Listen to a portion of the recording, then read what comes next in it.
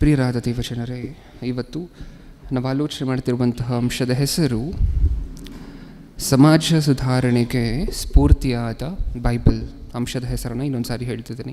ಇವತ್ತು ನಾವು ಆಲೋಚನೆ ಮಾಡ್ತಿರುವಂತಹ ಅಂಶದ ಹೆಸರು ಸಮಾಜ ಸುಧಾರಣೆಗೆ ಸ್ಫೂರ್ತಿಯಾದ ಬೈಬಲ್.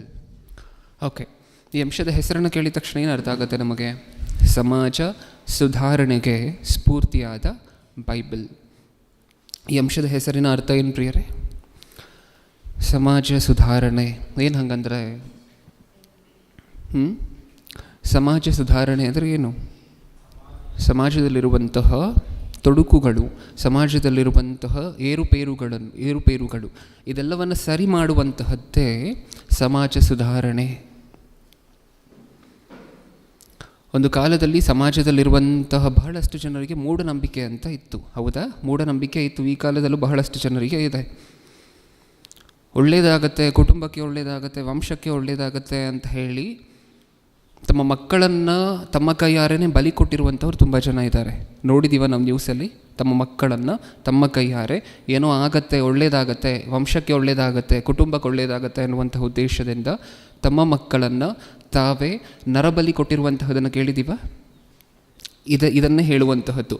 ಈ ತೊಡಕುಗಳು, ಈ ಏರುಪೇರುಗಳು ಇದನ್ನೆಲ್ಲ ತೆಗೆದು ಹಾಕುವಂತಹದನ್ನು ಏನಂತ ಕರಿತೀವಿ? ಸಮಾಜದಲ್ಲಿರುವಂತಹ ಏರುಪೇರುಗಳನ್ನು ತೆಗೆದು ಹಾಕುವಂತಹದನ್ನು ಏನಂತ ಕರಿತೀವಿ? ಸಮಾಜ ಸುಧಾರಣೆ. ಈ ಸಮಾಜ ಸುಧಾರಣೆಗೆ ಯಾವುದು ಸ್ಫೂರ್ತಿ ಆಯಿತಂತೆ? ಸತ್ಯವೇದನ? ಅದೇನೂ ಗೊತ್ತಿಲ್ಲ ಪ್ರಿಯರೇ. ಪ್ರಸ್ತುತ ಪ್ರಪಂಚವನ್ನು ನೀವು ಒಂದು ಸಾರಿ ನೋಡಿದ್ರೆ ಸತ್ಯವೇದವನ್ನು ಉಗುಳುವಂಥವ್ರು ಸ್ವಲ್ಪ ಜನ. ನೋಡಿದ್ದೀವಲ್ವ ನಾವು ನ್ಯೂಸ್ಗಳಲ್ಲಿ. ಸತ್ಯವೇದವನ್ನು ಉಗುಳುವಂಥವ್ರು ಸ್ವಲ್ಪ ಜನ, ಸತ್ಯವೇದವನ್ನು ಕಾಲು ಕೆಳಗಡೆ ಹಾಕಿ ತುಳಿಯುವಂಥವ್ರು ಇನ್ನೊಂದು ಸ್ವಲ್ಪ ಜನ, ಸತ್ಯವೇದವನ್ನು ಗಾಲಿಂದ ಒದೆಯುವಂಥವ್ರು ಇನ್ನೊಂದು ಸ್ವಲ್ಪ ಜನ. ಹೌದಾ?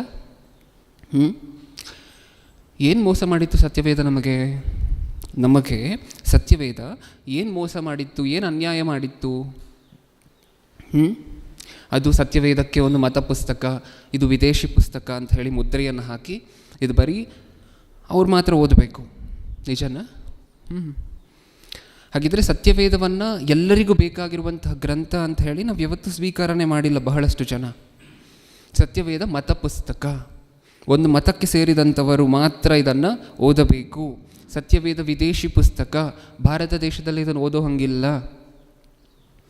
ನಾನಾಗಲೇ ಹೇಳಿದ್ನಲ್ವ, ಈ ರೀತಿ ಮುದ್ರೆ ಹಾಕುವಂತಹದರ ಜೊತೆಯಲ್ಲಿ ಸತ್ಯವೇದವನ್ನು ಉಗುಳುವಂಥವ್ರು, ಒದೆಯುವಂಥವ್ರೆಲ್ಲ ಇದ್ದಾರೆ. ಏನು ಅನ್ಯಾಯ ಮಾಡಿತು ಇಷ್ಟಕ್ಕೂ ಸತ್ಯವೇದ ನಮಗೆ ಪ್ರಿಯರೇ?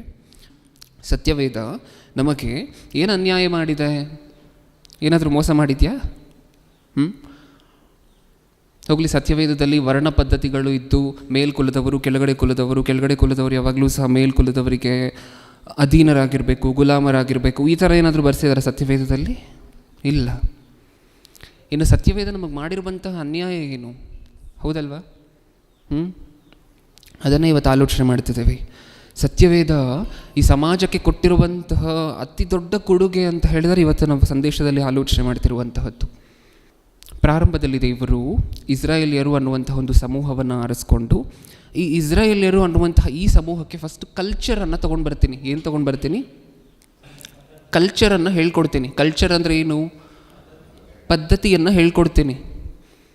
ಇಡೀ ಪ್ರಪಂಚಕ್ಕೆ ಒಂದೇ ಸಾರಿ ಪದ್ಧತಿಯನ್ನು ಕಲಿಸುವಂತಹದ್ದು ಅಂತ ಹೇಳಿದ್ರೆ ಅದು ಸ್ವಲ್ಪ ಕಷ್ಟವಾಗಿರುವಂಥ ಕೆಲಸ. ಅದಕ್ಕೆ ಫಸ್ಟ್ ಪದ್ಧತಿಯನ್ನು ಯಾರಿಗೆ ಹೇಳ್ಕೊಡ್ಬೇಕು? ಸಂಸ್ಕಾರವನ್ನು ಯಾರಿಗೆ ಹೇಳ್ಕೊಡ್ಬೇಕು? ಇಸ್ರಾಯೇಲ್ಯರಿಗೆ. ಇವರು ಕಲಿತ ನಂತರ ಹೋಗಿ ಇಡೀ ಪ್ರಪಂಚಕ್ಕೆ ಇವರು ಸಾರ್ಕೊಂಡು ಬರ್ತಾರೆ. ಇಡೀ ಪ್ರಪಂಚವನ್ನು ಇವ್ರು ಹೋಗಿ ಮಾರ್ಪಡಿಸ್ತಾರೆ ಅನ್ನುವಂಥ ಉದ್ದೇಶದಿಂದ ಇಸ್ರಾಯೇಲ್ಯರನ್ನು ಆರಿಸ್ಕೊಂಡು ಫಸ್ಟಿಂದ ಹಿಡಿದು ಒಬ್ಬ ಮನುಷ್ಯನಿಗೆ ಬೇಸಿಕ್ಕಾಗಿ ಬೇಕಾಗಿರುವಂಥ ಸಂಸ್ಕಾರದಿಂದ ಹಿಡಿದು ಕಲಿಸ್ಕೊಂಡು ಮುಂದೆ ಹೋಗ್ತಾ ಇರ್ತಾರೆ ಇಸ್ರಾಯೇಲ್ಯರಿಗೆ. ಹೌದಾ? ಇಸ್ರಾಯೇಲ್ಯರಿಗೆ ದೇವರು ಕೊಟ್ಟಂಥ 10 ಆಜ್ಞೆಗಳನ್ನು ಒಂದು ಸಾರಿ ನೋಡಿ ಪ್ರಿಯರೇ. ಏಕೆಂದರೆ ತುಂಬ ಜನ ಮಾತಾಡ್ತಿರ್ತಾರೆ ಏನಂತೆ, ಸತ್ಯವೇದ ಬರೀ ಪರಲೋಕಕ್ಕೆ ಬರಲಿಕ್ಕೆ ಏನು ಮಾಡಬೇಕು ಇದನ್ನು ಮಾತ್ರ ಹೇಳುತ್ತೆ, ಆತ್ಮಕ್ಕೆ ಸಂಬಂಧಪಟ್ಟ ಜೀವನದ ಬಗ್ಗೆ ಮಾತಾಡುತ್ತೆ. ಇಷ್ಟು ಮಾತ್ರ ಹೇಳಿಲ್ಲ ಸತ್ಯವೇದದಲ್ಲಿ ದೇವರು. ಮನುಷ್ಯರು ದೇವರ ಹತ್ರ ಹೇಗೆ ನಡ್ಕೋಬೇಕು ಅನ್ನುವಂತಹದನ್ನು ಮಾತ್ರ ಹೇಳಿಲ್ಲ ಸತ್ಯವೇದದಲ್ಲಿ. ಏನನ್ನೂ ಹೇಳಿದ್ದಾರೆ. ಮನುಷ್ಯರು ಪಕ್ಕದಲ್ಲಿರುವಂತಹ ಸಹೋದರನ ಜೊತೆ, ಮನುಷ್ಯರು ತಾವಿರುವಂತಹ ಸಮಾಜದಲ್ಲಿ ಹೇಗೆ ನಡ್ಕೋಬೇಕು ಹೇಳಿದ್ದಾರೆ. 10 ಆಜ್ಞೆಗಳಲ್ಲಿ ಬರೀ ಮೊದಲು 4 ಆಜ್ಞೆಗಳು ಮಾತ್ರ ಅಲ್ವಾ ಮನುಷ್ಯರಿಗೂ ದೇವರಿಗೂ ಸಂಬಂಧಪಟ್ಟಿರುವಂತಹದ್ದು? ಹೌದಾ ಇಲ್ವಾ? ಮೊಟ್ಟ ಮೊದಲನೇ ಆಜ್ಞೆ ಏನು? ನಾನಲ್ಲದೆ ನಿಮಗೆ ಬೇರೆ ದೇವರುಗಳಿರಬಾರದು. ಎರಡನೇ ಆಜ್ಞೆ ಏನು?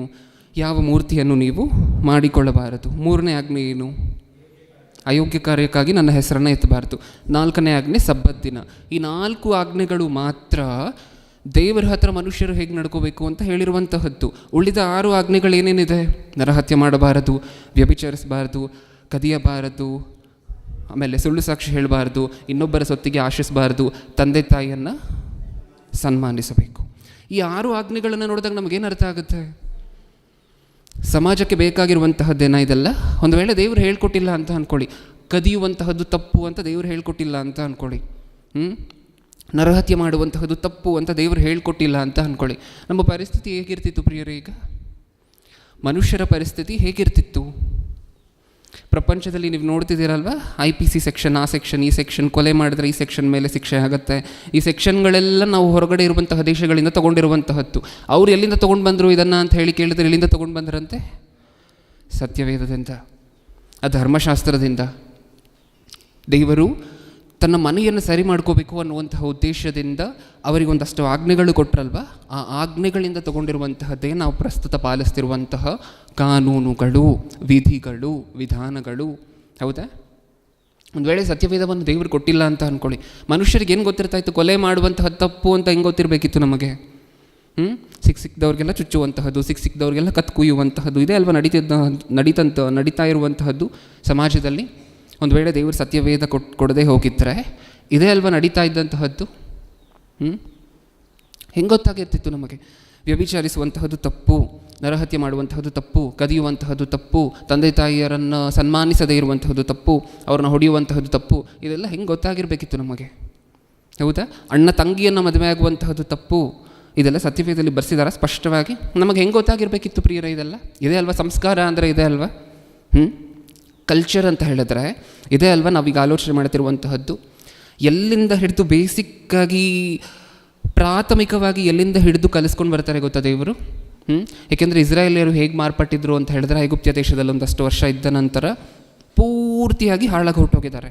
ಈಗ ಪೂರ್ತಿಯಾಗಿರುವಂಥವ್ರನ್ನ, ಹಾಳಾಗಿ ಹೋಗಿರುವಂಥವರನ್ನು ಕರ್ಕೊಂಡು ಬಂದು ಚಿಕ್ಕ ಮಗುವಿನಂತೆ ಕೂರಿಸ್ಕೊಂಡು ಚಿಕ್ಕ ಚಿಕ್ಕ ಆಜ್ಞೆಗಳಿಂದ ಹಿಡಿದು ಇದು ಹಿಂಗೆ, ದೊಡ್ಡವ್ರು ಬಂದರೆ ಫಸ್ಟು ನೀನು ಎದ್ದು ನಿಂತ್ಕೋಬೇಕು, ಇದನ್ನು ಇಲ್ಲಿಂದ ಕಲಿಸ್ಕೊಂಡು ಬಂದಿದ್ದಾರೆ ದೇವರು ಇಸ್ರಾಯೇಲಿಯರಿಗೆ. ಒಂದು ಸರಿ ನೋಡೋಣ ಸತ್ಯವೇದದಲ್ಲಿ. ಯಾಜಕಕಾಂಡ 19ನೇ ಅಧ್ಯಾಯ 32ನೇ ವಚನ. ತಲೆನೆರೆತ ವೃದ್ಧರ ಮುಂದೆ ಎದ್ದು ನಿಂತು ಅವರನ್ನು ಸನ್ಮಾನಿಸಬೇಕು, ನಿಮ್ಮ ದೇವರಲ್ಲಿ ಭಯಭಕ್ತಿ ಉಳ್ಳವರಾಗಿರಬೇಕು, ನಾನು ಯೆಹೋವನು. ಏನು ಹೇಳ್ಕೊಡ್ತಿದ್ದಾರೆ? ಎಲ್ಲಿಂದ ಸ್ಟಾರ್ಟ್ ಮಾಡ್ತಿದ್ದಾರೆ? ಚಿಕ್ಕ ಮಕ್ಕಳಿಗೆ ಅರ್ಥ ಆಗುವಂತಹ ಭಾಷೆಯಲ್ಲಿ ಹೇಳಬೇಕು ಅಂತ ಹೇಳಿದ್ರೆ ಯಾವ ಥರ ಹೇಳಬೇಕು ಅಲ್ಲಿಂದ, ಆ ಲೆವೆಲಿಂದ ಶುರು ಮಾಡ್ತಿದ್ದಾರೆ. ಹೌದಾ? ಹೀಗೆ ಸಮಾಜದಲ್ಲಿರುವಂತಹ ಕೆಟ್ಟ ಈಗ ತಾನೇ ನಾವು ಮಾತಾಡ್ಕೊಂಡು ಹೋಗಲ್ವ, ನರಬಲಿ ಆಗಿರಬಹುದು, ಸತಿ ಸಹಗಮನ ಪದ್ಧತಿ ಆಗಿರಬಹುದು, ತೊಡಕುಗಳ ವಿರುದ್ಧ, ಈ ಕೆಟ್ಟ ಪದ್ಧತಿಗಳ ವಿರುದ್ಧ ಧ್ವನಿ ಎತ್ತಿರುವಂತಹ ಏಕೈಕ ಗ್ರಂಥ ಅಂತ ಹೇಳಿದ್ರೆ ಸತ್ಯವೇದದಲ್ಲಿ, ಪ್ರಪಂಚದಲ್ಲಿ ಅದು ಸತ್ಯವೇದನೆ. ಅಲ್ಲಿಂದ ಶುರು ಮಾಡಿದ್ರೆ, ಎಲ್ಲಿಂದ ಶುರು ಮಾಡಿದ್ರು? ಫಸ್ಟು ವೃದ್ಧರು ಬಂದರೆ ನೀನು ಎದ್ದು ನಿಂತ್ಕೋಬೇಕು, ನಿನಗಿಂತ ವಯಸ್ಸು ಜಾಸ್ತಿ ಆಗಿರುವಂಥವ್ರು ನೀನು ಮುಂದೆ ಬಂದರೆ ನೀನು ಎದ್ದು ನಿಂತ್ಕೋಬೇಕು. ಅಲ್ಲಿಂದ ಶುರು ಮಾಡಿದ್ರೆ, ಅಲ್ಲಿಂದ ಶುರು ಮಾಡಿ ಸಮಾಜವನ್ನು ಯಾವ ಲೆವೆಲ್ಗೆ ಸುಧಾರಣೆ ಮಾಡಬೇಕು ಅಂತ ಅಂದ್ಕೊಂಡ್ರು ದೇವರು. ಮೊಟ್ಟ ಮೊದಲನೇ ಪದ್ಧತಿ, ಮುಖ್ಯವಾಗಿ ಇದು ಪರೀಕ್ಷೆಗಿರುವಂತಹ ಪದ್ಧತಿ ಪ್ರಿಯರೇ. ಸೊ ಫಸ್ಟ್ ಪಾರ್ಟ್, ಇದರಲ್ಲಿ ಇಷ್ಟೊತ್ತು ನಾವು ಆಲೋಚನೆ ಮಾಡಿರುವಂತಹದ್ದು ಇಂಟ್ರಡಕ್ಷನ್. ಈಗ ಪಾರ್ಟ್ 1 ಅಂತ ಹೇಳಿ ಹಾಕ್ಕೊಳ್ಳಿ, ಸತಿ ಸಹಗಮನ ಪದ್ಧತಿ ಅಂತ ಹೇಳಿ ಹೆಡ್ಡಿಂಗನ್ನು ಹಾಕ್ಕೊಳ್ಳಿ. ಓಕೆ, ಏನು ಸತಿ ಸಹಗಮನ ಪದ್ಧತಿ ಅಂದರೆ ಏನು? ಸತಿ ಸ್ಯಾಕ್ರಿಫೈಸ್ ಅಂತಲೂ ಕರಿತೀವಿ ಇದನ್ನು. ಏನು ಹಂಗಂದರೆ, ಗಂಡ ಒಂದು ವೇಳೆ ಸತ್ತು ಹೋದರೆ ಗಂಡನ ದೇಹವನ್ನು ಸುಡುವಂತಹದರ ಜೊತೆಯಲ್ಲಿ ಯಾರನ್ನು ಸುಡಬೇಕು? ಹೆಂಡತಿಯೂ ಸಹ ಗಂಡ ಶವವಾಗಿ ಮಲಗಿದಾನೆ ಅಂತ ಹೇಳಿದ್ರೆ ಗಂಡನ ಪಾದದ ಹತ್ತಿರ ಹೆಂಡತಿಯನ್ನು ಸಹ ಜೀವಂತವಾಗಿ ಕೂರಿಸಿ ಹೆಂಡತಿಯನ್ನು ಸೇರಿಸಿ ಸುಡುವಂತಹದ್ದೇ ಸತಿ ಸಹಗಮನ ಪದ್ಧತಿ. ನಮ್ಮ ಭಾರತ ದೇಶದಲ್ಲಿ ಇತ್ತ. ಹಾಗಿದ್ರೆ ಆ ಪದ್ಧತಿ ಈಗಲೂ ಇತ್ತು ಅಂತ ಅಂದ್ಕೊಳ್ಳಿ. ಅವಾಗ ಗೊತ್ತಾಗಿರ್ತಾ ಇತ್ತಲ್ವ ನಮಗೆ ಸತ್ಯವೇದದ ಬೆಲೆ ಏನು ಅಂತ ಹೇಳಿ. ಏಕೆಂದರೆ ಸತ್ಯವೇದ ವಿದೇಶಿ ಪುಸ್ತಕ, ಮತಗ್ರಂಥ ಅಂತ ಹೇಳಿ ನಾವು ಮಾತಾಡುವಂತಹದ್ದು ತುಂಬ ಸುಲಭ.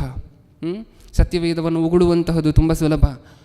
ಆ ಪದ್ಧತಿ ಇವಾಗ ಇದ್ದಿದ್ರೆ ಗೊತ್ತಾಗಿರ್ತಾ ಇತ್ತು ನಮಗೆ ಸತ್ಯವೇದದ ಶ್ರೇಷ್ಠತೆ ಏನು ಅಂತ ಹೇಳಿ. ಇಷ್ಟಕ್ಕೂ ಈ ಸತಿ ಸಹಗಮನ ಪದ್ಧತಿ ಹೇಗೆ ಬಂತು ವ್ಯವಹಾರಕ್ಕೆ ಅಂತ ಹೇಳಿದ್ರೆ, ಆಗಿನ ಕಾಲದಲ್ಲಿ ಮದುವೆಗಳು ಹೇಗಿತ್ತು ಗೊತ್ತಾ ಪ್ರಿಯರೇ? ಭಾರತ ದೇಶದಲ್ಲಿ ನಡೀತಿದ್ದಂತಹ ಬಹುತೇಕ ಮದುವೆಗಳು ಹೇಗಿತ್ತು ಗೊತ್ತಾ? 17ನೇ ಶತಮಾನ ಆ ಕಾಲದ ಬಗ್ಗೆ ಮಾತಾಡ್ತಿದ್ದೇನೆ. ಒಬ್ಬನಿಗೆ ವಯಸ್ಸಾಗಿದೆ ಅಂತ ಅಂದ್ಕೊಳ್ಳಿ, ಹೆಂಡತಿಯನ್ನು ಹೇಗೆ ತೊಗೊಂಡು ಬರ್ತಾಯಿದ್ರು ಅಂತ ಹೇಳಿದ್ರೆ ಮದುವೆ ಮಾಡ್ಕೊಳ್ಲಿಕ್ಕೆ ಸ್ಲೇವ್ ಮಾರ್ಕೆಟ್ಸ್ ಇರ್ತಾಯಿತ್ತು. ಸ್ಲೇವ್ ಮಾರ್ಕೆಟ್ಸ್, ಗುಲಾಮರನ್ನು ಮಾರಾಟ ಮಾಡುವಂತಹ ಮಾರ್ಕೆಟ್ಗಳು ಇರ್ತಾಯಿತ್ತು. ಅಲ್ಲಿಗೆ ಹೋಗುವಂತಹದ್ದು, ಅಲ್ಲಿ ಲೈನಾಗಿ ಸ್ತ್ರೀಯರು ಕೂತಿದ್ರೆ ಆ ಸ್ತ್ರೀಯರಿಗೆ ವಯಸ್ಸು ತುಂಬ ಕಡಿಮೆ ಇರ್ತಾಯಿತ್ತು. ಕಷ್ಟಗಳು, ದುಃಖಗಳು, ಬಡತನ ಇದನ್ನೆಲ್ಲ ನೋಡಲಿಕ್ಕಾಗದೆ ಆ ಕುಟುಂಬದವರೇ ಆ ಸ್ತ್ರೀಯರನ್ನು ಕರ್ಕೊಂಡು ಬಂದು ಮಾರ್ಕೆಟಲ್ಲಿ ಕೂರಿಸ್ತಾಯಿದ್ರು. ಈಕೆಯನ್ನು ಮಾರಿದ್ರೆ ನಮಗೆ ಸ್ವಲ್ಪ ಕುಟುಂಬ ನಡೆಯುವಷ್ಟು ಅನುಕೂಲ ಆಗತ್ತೆ. ಈಗ ಹಣ ಇರುವಂಥವ್ರು ಮಾರ್ಕೆಟ್ಗೆ ಹೋಗ್ತಾಯಿದ್ರು. ಹಣ ಯಾರ ಹತ್ರ ಇರುತ್ತೆ ಹೇಳಿ? ಹಣ ಯಾರ ಹತ್ರ ಇರುತ್ತೆ? ಚಿಕ್ಕ ವಯಸ್ಸು ಇರುವಂಥ ಯುವಕರ ಹತ್ರ ಇರುತ್ತಾ, ವಯಸ್ಸಾದಂಥವ್ರ ಹತ್ರ ಇರುತ್ತಾ ಹಣ ಜಾಸ್ತಿ? ವಯಸ್ಸಾದಂಥವ್ರ ಹತ್ರ, ಯಾಕೆಂದರೆ ದುಡ್ದು ಇಟ್ಕೊಂಡಿರ್ತಾರಲ್ವ. ಓಕೆ, ಈಗ ಮಾರ್ಕೆಟ್ಗೆ ಹೋಗುವಂತಹದ್ದು ಒಂದು ಎಳೆ ವಯಸ್ಸಿನ ಬಾಲಕಿಯನ್ನು ತೊಗೊಂಡು ಬರುವಂತಹದ್ದು ಮನೆಗೆ. ಇದೇ ಮದುವೆ, ಈಗ ನಡೀತಿತ್ತು ಮದುವೆ ಅನ್ನುವಂತಹದ್ದು. ಈಗ ಎಳೆ ವಯಸ್ಸಿನ ಬಾಲಕಿಯನ್ನು ಮನೆಗೆ ತೊಗೊಂಡು ಬಂದಾಗ ಯಾರು ತೊಗೊಂಡು ಬಂದಿರುವಂತಹದ್ದು? ಯುವಕನ? ಮುದುಕ, ಹೌದಾ ಇಲ್ವಾ? ಈಗ ಎಷ್ಟು ವರ್ಷ ಬದುಕ್ತಾನೆ ವಯಸ್ಸಾಗಿರುವಂತಹ ಈ ತಾತ? ಎಷ್ಟು ವರ್ಷ ಬದುಕಬಹುದು? ಬೇಗ ಹೊರಟೋಗ್ತಾರಲ್ವ? ಈಗಾಗಲೇ ವಯಸ್ಸಾಗಿದೆ ಅಲ್ವಾ, ಬೇಗ ಹೊರಟೋಗ್ತಾರೆ. ಈಗ ಯಾರ್ಯಾರು ಮದುವೆಗಳು ಹೇಗೆ ನಡೀತಿತ್ತು ಅಂತ ಹೇಳಿದ್ರೆ ಇಷ್ಟು ಕ್ರೂರವಾಗಿ, ಕಠೋರವಾಗಿ ನಡೀತಿತ್ತು. ಕರ್ಕೊಂಡು ಬಂದಿರುವಂತಹ ಬಾಲಕಿ ಜಾಸ್ತಿ, ಈಗಾಗಲೇ ಹೆಚ್ಚಾಗಿ ವಯಸ್ಸಾಗಿರುವಂತಹ ಈತನು ಮರಣ ಹೊಂದಿದ ತಕ್ಷಣ ಏನು ಮಾಡಬೇಕಿತ್ತು? ಬಿಟ್ಟು ಹೋಗ್ತಿರಲಿಲ್ಲ. ಯಾಕೆಂದರೆ ನಾನು ತೊಗೊಂಡು ಬಂದಿರುವಂತಹ ಪ್ರಾಪರ್ಟಿ, ಈ ಸ್ತ್ರೀಯನ್ನು ನಾನು ನನ್ನ ಹಣವನ್ನು ಕೊಟ್ಟು ಮದುವೆ ಮಾಡ್ಕೊಳ್ಳಿಕ್ಕೆ ನಾನು ತೊಗೊಂಡು ಬಂದಿರುವಂತಹ ಬಾಲಕಿ ಈಕೆ ನನ್ನ ಸೊತ್ತು. ಇಲ್ಲಿ ಬಿಟ್ಟು ಹೋಗ್ತಾ ಇರಲಿಲ್ಲ. ಅದಕ್ಕೆ ಏನು ಮಾಡ್ತಿದ್ರು? ಅವರೊಂದು ವೇಳೆ ಮರಣ ಹೊಂದಿದ್ರೆ ಆಕೆಯನ್ನು ಸಹ ಅವರ ಜೊತೆ ಕೂರಿಸಿ ಬೆಂಕಿ ಹಚ್ಚಿಬಿಡ್ತಿದ್ರು. ಹೌದಾ? ಇದು ಹಲವಾರು ಥಿಯರಿಗಳು ಏನು ಹೇಳುತ್ತೆ, ಸತಿ ಸಹಗಮನ ಪದ್ಧತಿ ಹೇಗೆ ಉತ್ಪತ್ತಿ ಆಯಿತು, ಹೇಗೆ ನಡ್ಕೊಂಡು ಬರುತ್ತೆ ಸಮಾಜದಲ್ಲಿ ಅನ್ನುವಂತಹ ಥಿಯರಿಗಳಲ್ಲಿ ಇದು ಮುಖ್ಯವಾಗಿರುವಂಥ ಒಂದು ಥಿಯರಿ. ಹೇಗೆ ಶುರು ಆಯಿತು ಅಂದರೆ, ಹೀಗೆ ಶುರು ಆಯಿತು ಸತಿ ಪದ್ಧತಿ. ಇವಾಗ ಹೇಳಿ, ಮರಣ ಹೊಂದಿರುವಂತಹ ತಾತನಿಗೆ ಪರವಾಗಿಲ್ಲ, ಈಗಾಗಲೇ ಶವವಾಗಿ ಬದಲಾಗೋಗಿದ್ದಾನೆ, ಆತನಿಗೆ ನೋವು, ಬಾಧೆ, ಉರಿ ಅನ್ನುವಂತಹದ್ದು ಇರೋದಿಲ್ಲ. ಈಗ ಇಲ್ಲಿ ನೋವು ಪಡ್ತಿರುವಂತಹದ್ದು ಯಾರು? ಇಲ್ಲಿ ಬಾಧೆಯನ್ನು ಅನುಭವಿಸ್ತಿರುವಂತಹದ್ದು ಯಾರು? ಹೌದಲ್ವಾ? ಆ ಹುಡುಗಿ ಅಲ್ವಾ? ಯಾಕೆಂದರೆ ಜೀವಂತವಾಗಿ ಕೂರಿಸಿ ಸುಡ್ತಿದ್ದಾರಲ್ವ. ಇದು ಎಲ್ಲೋ ಒಂದೊಂದು ಊರಲ್ಲಿ, ಹಳ್ಳಿಗಳಲ್ಲಿ ನಡೀತಿದ್ದಂತಹ ಪದ್ಧತಿ ಅಲ್ಲ, ಅಪರೂಪವಾಗಿ ನಡೀತಿದ್ದಂತಹ ಪದ್ಧತಿ ಅಲ್ಲ, ಪ್ರತಿ ಮನೆಯಲ್ಲೂ ನಡೀತಿದ್ದಂತಹ ಪದ್ಧತಿ. ಎಲ್ಲೆಲ್ಲಿ ನಡೀತಿತ್ತು? ಪ್ರತಿ ಮನೆಯಲ್ಲೂ ನಡೀತಿದ್ದಂತಹ ಪದ್ಧತಿ. 16ನೇ ಶತಮಾನ 17ನೇ ಶತಮಾನ ಕಾಲಕ್ಕೆ ನಾವು ಹೋದರೆ ಪ್ರತಿ ಕುಟುಂಬದಲ್ಲೂ ನಡೀತಿದ್ದಂತಹ ಪದ್ಧತಿ. ರೀಸೆಂಟಾಗಿ ಒಂದು ಆರ್ಟಿಕಲ್ ಬಂದಿದೆ, ಅದನ್ನು ಒಂದು ಸರಿ ನೋಡೋಣ. ಟಾರ್ಚರ್ ಮಾಡಿರುವಂತಹದ್ದು ಮನೆಯಲ್ಲಿ, ನೀನೂ ಸಹ, ಗಂಡ ಸತ್ತೋಗಿದ್ದಾನೆ, ನೀನೂ ಸಹ ಮರಣ ಹೊಂದಬೇಕು ಅನ್ನುವಂತಹ ಈ ಟಾರ್ಚರನ್ನು ತಡೀಲಿಕ್ಕಾಗದೆ ಸೂಸೈಡ್ ಮಾಡಿಕೊಂಡಿರುವಂತಹದ್ದು. ಟೈಮ್ಸ್ ಆಫ್ ಇಂಡಿಯಾದಲ್ಲಿ ಬಂದಿರುವಂಥ ಆರ್ಟಿಕಲ್. ಏನಂತೆ? ಇಂಜಿನಿಯರ್ ಹುಡುಗಿ, 28 ವರ್ಷ, kills self over pressure to become a sati. ತೀವ್ರವಾಗಿರುವಂಥ ಒತ್ತಡ ಹಾಕ್ತಿದ್ರಂತೆ. ಯಾರು? ಮನೆಯವರು. ಏನಕ್ಕೋಸ್ಕರ? ಗಂಡ ಹೋಗಿದ್ದಾನಲ್ವ, ಈಕೆನೂ ಸಹ ಹೊರಟೋಗ್ಬೇಕು ಆತನ ಜೊತೆನೇ. ಚೆನ್ನಾಗಿರ್ತಿತ್ತ ಪ್ರಿಯರೇ? ಈ ಕಾಲದಲ್ಲೂ ಇದ್ದಿದ್ದಿದ್ರೆ, ಈ ಪದ್ಧತಿ ಇದ್ದಿದ್ದಿದ್ರೆ ಚೆನ್ನಾಗಿರ್ತಿತ್ತ ಸಮಾಜ? ಎಂಥ ಕ್ರೂರವಾಗಿರುವಂತಹ ಪದ್ಧತಿ, ಒಂದು ಸಾರಿ ಯೋಚನೆ ಮಾಡಿ ನೋಡಿ. ಜೀವಂತವಾಗಿ ಒಂದು ಸ್ತ್ರೀಯನ್ನು ಸುಟ್ಟಿ ಬಿಡುವಂತಹದ್ದು ಎಂಥ ಕ್ರೂರವಾಗಿರುವಂತಹ ಪರಿಸ್ಥಿತಿ. ನಿಮಗೆ ಆಗಾಗ ಬೆಂಕಿ ತಾಕಿದ್ರೇ ಅಡುಗೆ ಏನಾದರೂ ಮಾಡಬೇಕಾದ್ರೆ ಗೊತ್ತಿರುತ್ತೆ ಆ ನೋವೇನು ಅಂತ ಹೇಳಿ. ಜೀವಂತವಾಗಿ ಸುಡುವಂತಹದ್ದು ಅಂದರೆ ಏನಕ್ಕೋಸ್ಕರ? ಇದಕ್ಕೆ ಧ್ವನಿ ಎತ್ತಿದಂತಹ ವ್ಯಕ್ತಿ ಅಂತ ಹೇಳಿದ್ರೆ ನಮ್ಮ ಭಾರತ ದೇಶದಲ್ಲಿ ರಾಜಾರಾಮ್ ಮೋಹನ್ ರಾಯ್ ಅನ್ನುವಂತಹ ವ್ಯಕ್ತಿ. ಈ ವ್ಯಕ್ತಿನೇ ಅಂದರೆ ಬಲವಾಗಿ ಪ್ರಪೋಸ್ ಮಾಡಿತ್ತು, ಕಾಯ್ದೆ ಬರಲೇಬೇಕು. ಏನು ಕಾನೂನು ಬರಬೇಕು? ಅಬಾಲಿಷನ್ ಆಫ್ ಸತಿ ಆ್ಯಕ್ಟ್. ಈ ಕಾನೂನು ಬರಬೇಕು ಅಂತ ಹೇಳಿದ್ರೆ ಅದಕ್ಕೆ ತೀವ್ರವಾಗಿರುವಂತಹ ಪರಿಶ್ರಮ ಹಾಕಿದ್ದು ಭಾರತ ದೇಶದಲ್ಲಿ ರಾಜಾರಾಮ್ ಮೋಹನ್ ರಾಯ್ ಅನ್ನುವಂತಹ ವ್ಯಕ್ತಿ. ಹೌದಾ? ಅದಾದ ನಂತರ lord William Bentinck governor general ಆಗಿರ್ತಾರೆ ಅವಾಗ. ಈ ವ್ಯಕ್ತಿ ಆ ಕಾನೂನನ್ನು ಪಾಸ್ ಮಾಡಿ ಫೋರ್ಸ್ಗೆ ತೊಗೊಂಡು ಬರ್ತಾರೆ. ಇವಾಗ ಸತಿ ಸಹಗಮನ ಪದ್ಧತಿಯನ್ನು ಯಾರಾದರೂ ಆಚರಿಸ್ಲಿಕ್ಕೆ ಹೋದರೆ ಅದು ಪನಿಷಬಲ್ ಅಫೆನ್ಸ್, ಶಿಕ್ಷಾರ್ಹವಾಗಿರುವಂತಹ ಕೃತ್ಯ. ಇವಾಗ ಏನಕ್ಕೋಸ್ಕರ ನಿಂತಿದೆ ಹೇಳಿ ಹಾಗಿದ್ರೆ? ಈಗ ಆ ಸತಿಸಾಗಮನ ಪದ್ಧತಿ ಏನಕ್ಕೋಸ್ಕರ ನಿಂತಿದೆ ಹೇಳಿ? ಶಿಕ್ಷೆ ಆಗುತ್ತೆ, ಹೌದಾ? ಯಾರಾದರೂ ಸತಿಸಾಗಮನ ಪದ್ಧತಿಯನ್ನು ಪಾಲಿಸ್ಲಿಕ್ಕೆ ಹೋದರೆ, ಫೋರ್ಸ್ ಮಾಡಿದ್ರೆ ಇನ್ನೊಬ್ಬರ ಮೇಲೆ, ಅದು ಶಿಕ್ಷಾರ್ಹ ಅಪರಾಧ. ಓಕೆ, ಇಷ್ಟಕ್ಕೂ ಯಾರು ಧ್ವನಿ ಎತ್ತಿದ್ದು ಅಂತ ನಾನು ಈಗ ತಾನೇ ಹೇಳಿದ್ದೀನಿ? ರಾಜಾರಾಮ್ ಮೋಹನ್ ರಾಯ್. ಈ ರಾಜಾರಾಮ್ ಮೋಹನ್ ರಾಯ್ ಅವರ ವಿಶಿಷ್ಟತೆ ಏನು ಅಂತ ಹೇಳಿದ್ರೆ, ತುಂಬ ಪುಸ್ತಕಗಳನ್ನು ಓದ್ತಿದ್ರು ಪ್ರಿಯರೇ. ಆ ಪುಸ್ತಕಗಳನ್ನು ಹೇಗೆ ಓದ್ತಿದ್ರು ಅಂತ ಹೇಳಿದ್ರೆ, ಉದಾಹರಣೆಗೆ ಸತ್ಯವೇದ ಹಳೆಯ ಒಡಂಬಡಿಕೆ ಹೀಬ್ರೂ ಭಾಷೆಯಲ್ಲಿ, ಹೊಸ ಒಡಂಬಡಿಕೆ ಗ್ರೀಕ್ ಭಾಷೆಯಲ್ಲಿದೆ ಅಂತ ಹೇಳಿದ್ರೆ, ಅವರು ಕನ್ನಡ ಬೈಬಲನ್ನು, ಇಂಗ್ಲೀಷ್ ಬೈಬಲನ್ನು ಓದ್ತಿರಲಿಲ್ಲ. ಹೇಗೆ ಓದ್ತಾ ಇದ್ರು ಸತ್ಯವೇದವನ್ನು? ಅದು ಒರಿಜಿನಲಾಗಿ ಯಾವ ಭಾಷೆಯಲ್ಲಿ ಬರೆಸಿದಾರೋ ದೇವರು, ಅದೇ ಭಾಷೆಯಲ್ಲಿ ಓದುವಂತಹದ್ದು ರಾಜಾರಾಮ್ ಮೋಹನ್ ರಾಯ್ ಸ್ಪೆಷಾಲಿಟಿ. ಒಂದು ಸಾರಿ ಅದನ್ನು ನೋಡೋಣ. ಹಿಸ್ಟ್ರಿ ನೀವು ನೋಡ್ತಿರುವಂತಹದ್ದು ಏನಿದೆ ಅದರಲ್ಲಿ ನಮಗೆ? In 1815 Roy founded the short lived Atmiya Sabha ಅನ್ನುವಂಥ ಒಂದು ಆರ್ಗನೈಸೇಷನನ್ನು ಶುರು ಮಾಡ್ತಾರೆ to propagate his doctrines. Next line, he became interested in Christianity. ಏನಾಯ್ತಂತೆ? ಕ್ರೈಸ್ತವ್ಯದ ಬಗ್ಗೆ ಇಂಟ್ರೆಸ್ಟ್ ಬರ್ತಿದೆ, ಅದಕ್ಕೋಸ್ಕರ ಏನು ಮಾಡಿದ್ರಂತೆ? And learned Hebrew and Greek in order to read Old Testament and New Testament. Hebrew ಮತ್ತು ಗ್ರೀಕನ್ನು ಕಲಿತರು. ಏನಕ್ಕೋಸ್ಕರ? ಹಳೆ ಒಡಂಬಡಿಕೆ ಹೊಸ ಒಡಂಬಡಿಕೆಯನ್ನು ಆ ಭಾಷೆಯಲ್ಲೇ ಓದಲಿಕ್ಕೋಸ್ಕರ ಭಾಷೆಯನ್ನು ಕಲಿತು ಓದ್ತಾರೆ ಸತ್ಯವೇದವನ್ನು, ಹೌದಾ? ಈಗ ಸತ್ಯವೇದದಲ್ಲಿ ಏನಿದೆ? ಸತ್ಯವೇದದಲ್ಲಿ ಸತಿ ಸಹಗಮನ ಪದ್ಧತಿಯ ಬಗ್ಗೆ ಏನಿದೆ? ನೀವು ಈ ಥರ ಎಲ್ಲರನ್ನೂ ಸುಟ್ಟು ಹಾಕ್ಬೋದು, ಗಂಡ ಸತ್ತಿದ ತಕ್ಷಣ ಹೆಂಡತಿಯನ್ನು ಸುಟ್ಟು ಹಾಕ್ಬೋದು, ತನ್ನ ಚಿತೆ ಮೇಲೆ ಕೂರಿಸಿ ಅಂತ ಇದೆಯಾ ಸತ್ಯವೇದದಲ್ಲಿ? ಏನಂತ ಹೇಳಿದ್ದಾರೆ ದೇವರು? ಒಂದು ಸಾರಿ ನೋಡೋಣ. ಯಾಜಕ ಕಾಂಡ 19ನೇ ಅಧ್ಯಾಯ 28ನೇ ವಚನ.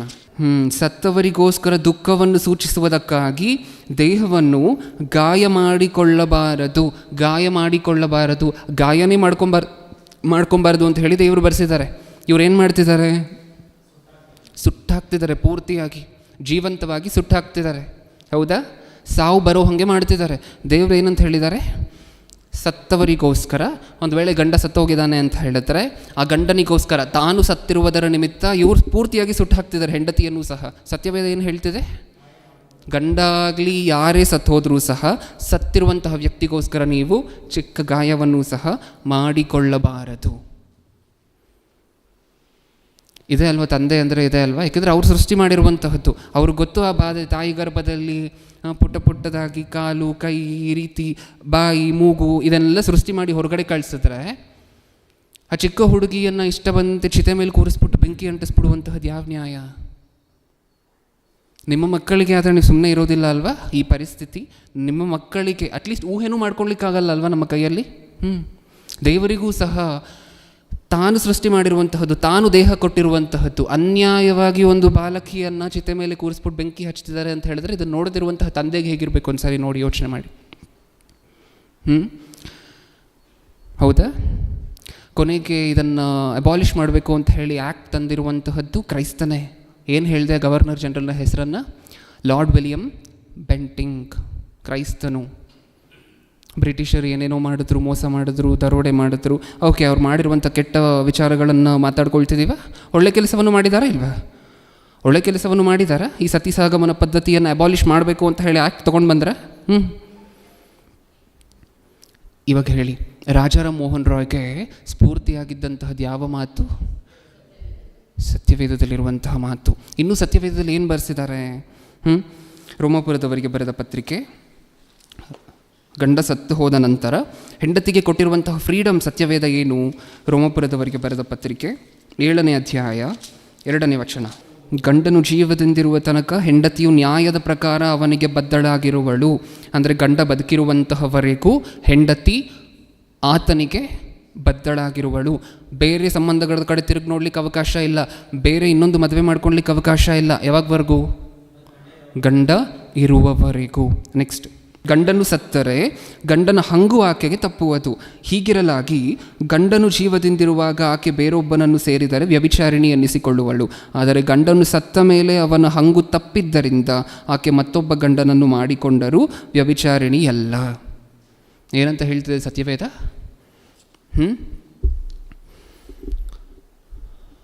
ಗಂಡ ಸತ್ತು ಹೋಗಿದ ತಕ್ಷಣ ಹೆಂಡತಿಯನ್ನು ಚಿತೆ ಮೇಲೆ ಕೂರಿಸ್ಬಿಟ್ಟು ಬೆಂಕಿ ಹಚ್ಚುವಂತಹದ್ದು ನಾವು ನೋಡಿರುವಂಥ ಸಂಸ್ಕೃತಿ, ನಾವು ನೋಡಿರುವಂಥ ಸಂಸ್ಕಾರ, ಹೌದಾ? ಸತ್ಯವೇದ ಏನು ಹೇಳ್ತಿದೆ? ಯಾರು ಕೊಟ್ಟಿದ್ದು ಬೆಂಕಿ ಹಚ್ಚಲಿಕ್ಕೆ ಅಧಿಕಾರ ಅಂತ ಪ್ರಶ್ನೆ ಮಾಡ್ತಿಲ್ಲ. ಗಂಡ ಒಂದು ವೇಳೆ ಮರಣ ಹೊಂದಿದ್ರೆ ಮತ್ತೆ ಆಕೆಗೆ ಯಾವ ಅಧಿಕಾರ ಇದೆ? ಸತ್ಯವೇದ ಕೊಟ್ಟಿರುವಂಥ ಅಧಿಕಾರ. ಯಾವ ಅಧಿಕಾರ ಇದೆ? ಮತ್ತೊಂದು ಮದುವೆ ಆಗಬಹುದು. ಗಂಡ ಮರಣ ಹೊಂದಿದ ನಂತರ, ತೀರಿ ಹೋದ ನಂತರ ಮತ್ತೊಂದು ಮದುವೆ ಆಗಬಹುದು. ಇದನ್ನು ನೋಡಿದ್ರೆ ಏನು ಅರ್ಥ ಆಯಿತು ನಮಗೆ? ಚಿತೆ ಮೇಲೆ ಕೂರಿಸ್ಬಿಟ್ಟು ಬೆಂಕಿ ಹಚ್ಚೋದಕ್ಕೆ ಸತ್ಯವೇದ ಸಪೋರ್ಟ್ ಮಾಡ್ತಿದ್ಯಾ? ಏನಂತ ಹೇಳ್ತಿದೆ ಸತ್ಯವೇದ? ಗಾಯ ಮಾಡ್ಕೊಬಾರ್ದು. ಫಸ್ಟ್ ಸತ್ತವರಿಗೋಸ್ಕರ ಒಂದು ಚಿಕ್ಕ ಗಾಯವೂ ಸಹ ಬದುಕಿರುವಂಥವರು ಮಾಡ್ಕೊಬಾರ್ದು. ಅಲ್ಲಿ ಮರಣ ಹೊಂದಿದ್ದಾರೆ ಒಬ್ಬ ವ್ಯಕ್ತಿ ಅಂತ ಹೇಳಿದ್ರೆ ಆತನ ಹಂಗು ಆಕೆಗೆ ತಪ್ಪುವುದು. ಮತ್ತೊಮ್ಮೆ ಈಕೆ ಮದುವೆ ಮಾಡಿಕೊಳ್ಳಬಹುದು. ಸತಿಗೆ ವಿರುದ್ಧವಾಗಿದೆಯಾ ಸತ್ಯವೇದ? ಸತಿ ಸ್ಯಾಕ್ರಿಫೈಸ್ಗೆ ವಿರುದ್ಧವಾಗಿದೆಯಾ ಸತ್ಯವೇದ? ಸ್ಪಷ್ಟವಾಗಿ ಹೇಳಿದೆಯಲ್ವ, ಚಿಕ್ಕ ಗಾಯನೂ ಮಾಡ್ಕೊಬಾರ್ದು, ಮತ್ತೆ ಆಕೆಗೆ ಅಧಿಕಾರ ಇದೆ.